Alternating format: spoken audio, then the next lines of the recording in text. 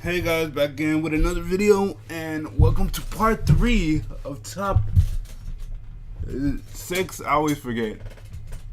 It's either 6 or 7 or 10, somewhere in that range.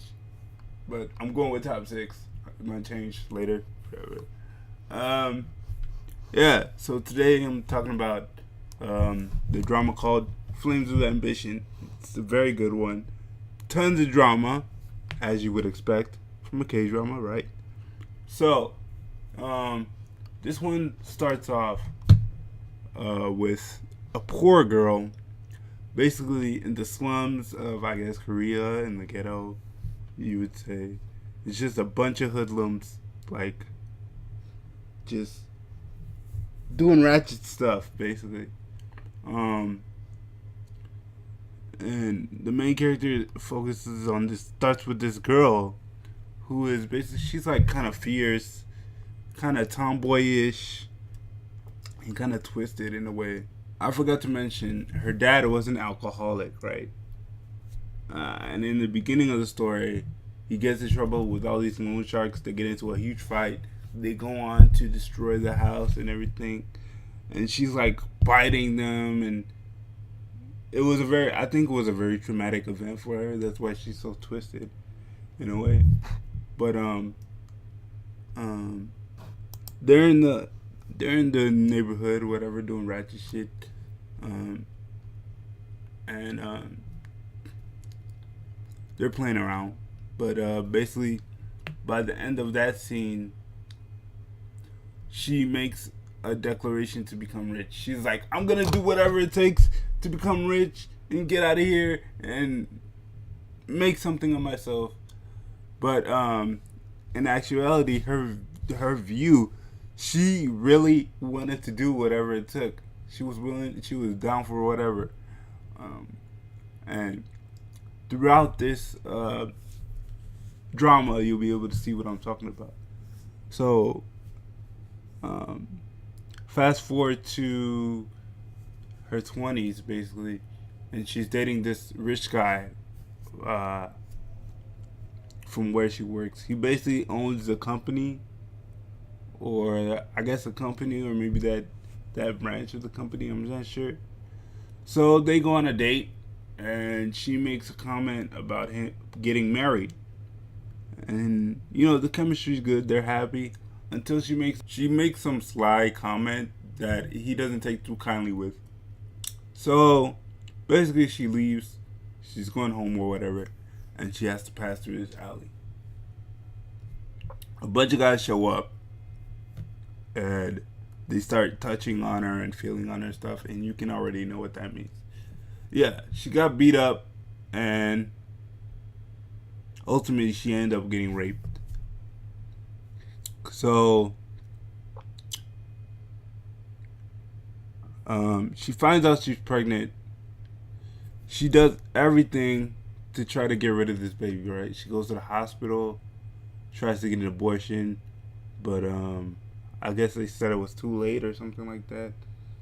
She goes back to the boyfriend, tries to explain that she's pregnant, and you know um, he's not having it, and he ends up actually getting married to another woman, which I thought was kind of bogus. But what was even more like brutal was that he was the one that set it up. So it's like a lose-lose situation for her, basically. So she goes home. She's trying to make all these herbal medicines to like do, like, I guess uh uh home abortion. She's making all these medicines, still doesn't work. And so fast forward to where I'm at now. Her dad actually cleaned up. He turns out to be an inventor for the community with like numerous awards and stuff like that. So now, uh, back to the woman with the baby. So her dad is friends with a guy who at the time was a budding entrepreneur. Like, he was setting up factories throughout the city, and he was starting to build his empire. And so she ends up um, making becoming friends with her dad's friend's son. Um, when they actually wanted her sister, but she somehow finagled her way to marry this. To get into the family of this boy and ended up marrying him. And what pissed me off was her sister is like so content and complacent with everything. She's just like, oh, I'm so innocent and this is so nice and well, if you want to marry me, I'm like, come on, I guess they did that for balance because all the other characters were so fierce and so ready to go. But it was kind of annoying, and I didn't like it too much. Anyway, so they end up getting married, and then she manages to make the pregnancy look like it was her husband's son. They moved to America.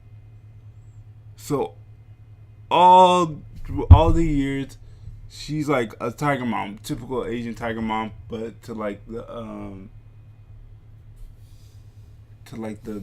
the max basically. She's putting him through piano. He's going to like tennis lessons. She's trying to make him the best he can be. So they move back to Korea, and she manages to work her way up into. At that time, her husband's father is basically has an empire, and she manages to work her way into the family and up the ladder through the top. Like she wants to take everything, and there's a lot more interesting things that happen in between. I just gave you the general consensus of the story. It is very good.